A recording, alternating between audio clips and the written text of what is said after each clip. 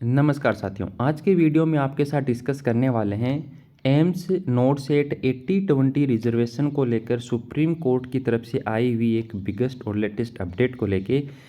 साथियों, आप अंदाज़ा लगाइए, जब सुप्रीम कोर्ट में हियरिंग हुई है और उसमें सुप्रीम कोर्ट ने ये बोला है एम्स को कि क्यों ना 80-20 रिजर्वेशन हटा देना चाहिए। अगर आपको ये अपडेट मिले तो आपको कैसा लगेगा? तो हमें तो बहुत अच्छा लगेगा। इसके लिए देखिए साथियों, एक्चुअल में हुआ क्या है कि 17 ऑफ दिसंबर को पिछले साल 2024 में लास्ट हियरिंग हुई थी।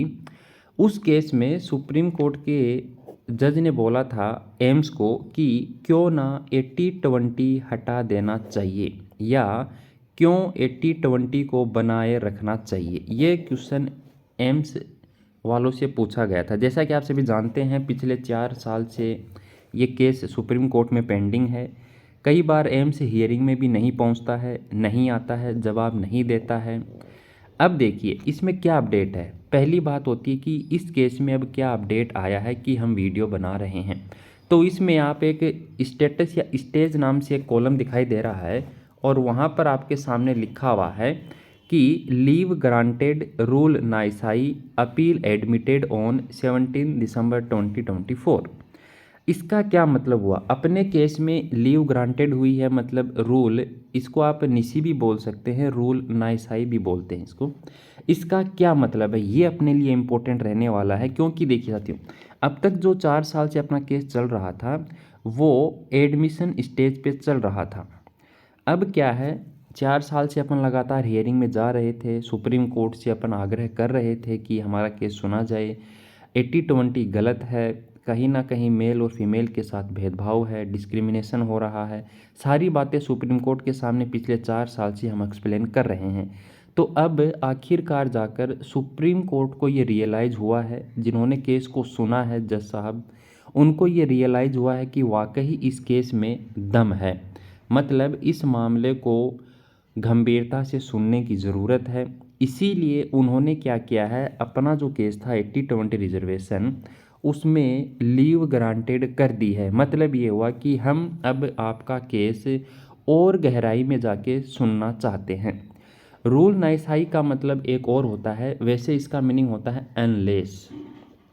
तो यहाँ पर क्या हुआ है, रूल नाइसाई लगाया गया है। इसका मतलब ये है कि एम्स को जो ये लास्ट हियरिंग हुई थी उस दिन एक नोटिस रिलीज किया गया था, एक क्वेश्चन किया गया था। जो अपोजिट जो पार्टी है, जो रिस्पोंडेंट है अपने केस में, जो रिस्पोंडेंट है वो कौन है? एम्स न्यू दिल्ली है। अब देखिए यहाँ पर रूल नाइसाई लागू किया गया है। इसका मतलब सुप्रीम कोर्ट ने एम्स से ये पूछा है उस नोटिस में कि क्यों ना 80-20 को हटा देना चाहिए, क्यों नहीं हटा देना चाहिए 80-20 को। अब क्या होगा, ये क्वेश्चन पूछा है।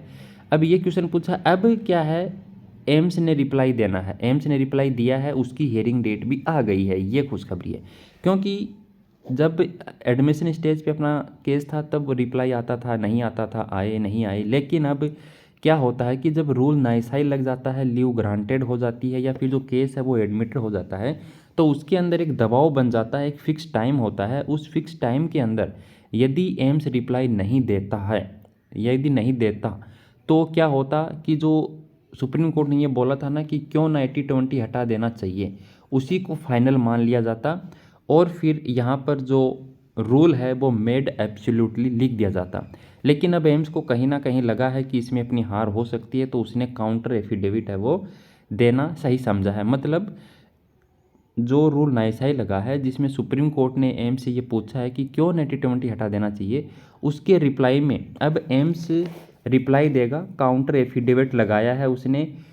क्यों लगाया है? क्योंकि अब एम्स को ये सिद्ध करना होगा, ये बात जस्टिफाई करनी होगी कि एम्स में 80-20 रिजर्वेशन क्यों लागू रहना चाहिए। अब ये एम्स को एक्सप्लेन करना है। अपनी तरफ से जज साहब ने क्या पूछा है एम्स दिल्ली से कि क्यों ना 80-20 हटा देना चाहिए या क्यों नहीं हटाना चाहिए। अब क्या होगा, काउंटर एफिडेविट एम्स लाएगा। एम्स को अब ये सिद्ध करना है कि इस 80-20 रिजर्वेशन को इसलिए नहीं हटाना चाहिए। अब जब अब नेक्स्ट हियरिंग होने वाली है, देखिए मैं आपको दिखा देता हूँ। ये जो नेक्स्ट हियरिंग है आप देख पा रहे हैं यहाँ पर, 8 अप्रैल को होने वाली है। अब इस दिन हियरिंग में क्या होगा, सुप्रीम कोर्ट में क्या होने वाला है, एम्स जो अपना काउंटर एफिडेविट देगा कि आओ और कारण बताओ कि क्यों ना 80-20 को हटा देना चाहिए। तो देखिए अब ये क्यों नहीं हटाना चाहिए, ये रिप्लाई कौन देगा, एम्स देगा।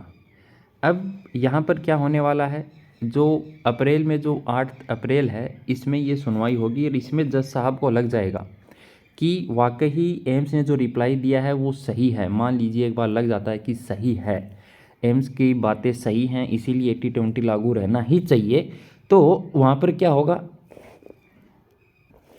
अपने केस को डिसमिस कर दिया जाएगा, रूल डिस्चार्ज लागू हो जाएगा। लेकिन देखिए साथियों, यहाँ पर अपना केस में लीव ग्रांट हुई है, रूल नाइसाई लगी है, इसका मतलब जज साहब को कहीं ना कहीं लगा है कि केस में अभी बहुत ज़्यादा दम है, इसीलिए एम्स से ये जवाब मांगा गया है। तो ऐसा आपको क्या लगता है कि एम्स कोई ऐसे तथ्य रख पाएगा जिससे जज को ये लगेगा कि वाकई में 80-20 सही है और लगा रहना ही चाहिए? आपका इसमें क्या मानना है, आप भी कमेंट कीजिएगा, आप भी बताइएगा। नेक्स्ट जो हियरिंग होने वाली है वो आपके अप्रैल में है। इसके अलावा यहाँ पर आपको एक और बात बता दें कि जो ये हियरिंग होने वाली है ये केस एडमिट होने के बाद में फर्स्ट हियरिंग है। फर्स्ट हियरिंग में एम्स दिल्ली को जवाब देना ही होगा, ये कंपलसरी होता है, क्योंकि इसमें एक टाइम पीरियड फिक्स होता है। अगर उस टाइम पीरियड में ये जवाब रिप्लाई नहीं देते हैं तो फिर अपनी जीत हो जाती है और एम्स की हार हो जाएगी। लेकिन एम्स ऐसा नहीं चाहेगा, वो पक्का रिप्लाई भी देंगे और अपना पक्ष भी रखेंगे। तो अब रिस्पोंडेंट की तरफ से ये बात सिद्ध हो जाएगी जज साहब के सामने यदि कि 80-20 लागू रहना ही चाहिए, उसके रिगार्डिंग एम्स क्या क्या बताता है, क्या क्या अपने पॉइंट्स रखता है। अगर उन पॉइंट को सुनने के बाद जज साहब अगर मान लीजिए बात को मान लेते हैं कि हाँ सही है 80-20 लागू रहना चाहिए, तो फिर अपना नुकसान हो जाएगा। लेकिन जज साहब को पहले ही लग चुका है कि इस केस में बहुत दमबाजी है, इस केस को सुनना चाहिए, सुनने के लायक भी है, मामला गंभीर है, कहीं ना कहीं इसमें नुकसान हो रहा है सभी मेल कैंडिडेट का ज़्यादातर, और इस केस में हम भी चाहते हैं कि जल्दी ही एक पॉजिटिव रिजल्ट देखने को मिले। इसके अलावा जो 17 दिसंबर को जो हियरिंग हुई थी ये उसका जजमेंट है। जो 17 तारीख को जो अपनी हियरिंग हुई थी दिसंबर 2024 को, जैसा कि यहाँ पर आप देख पा रहे हैं डेट इसके अंदर मेंशन भी है, तो उस दिन जो हियरिंग हुई थी उस दिन भी अपना जो केस था उसके अंदर लीव ग्रांटेड लिखा आया है, मतलब अपना केस को एडमिटेड कर लिया गया है और जो दूसरा केस था उसको भी एडमिट किया गया है। तो ये आप सभी के लिए अपडेट थी। वीडियो को शेयर, चैनल को सब्सक्राइब कीजिए। आशा कीजिए सभी की अच्छी अपडेट आएगी, अपने लिए अच्छी खबर आने वाली है। पहली हियरिंग है केस एडमिट होने के बाद, तो ज़्यादा उम्मीदें भी हैं। नोटसेट का एग्ज़ाम भी आपका है 12 अप्रैल को, उससे पहले ही केस की हियरिंग हो जाएगी।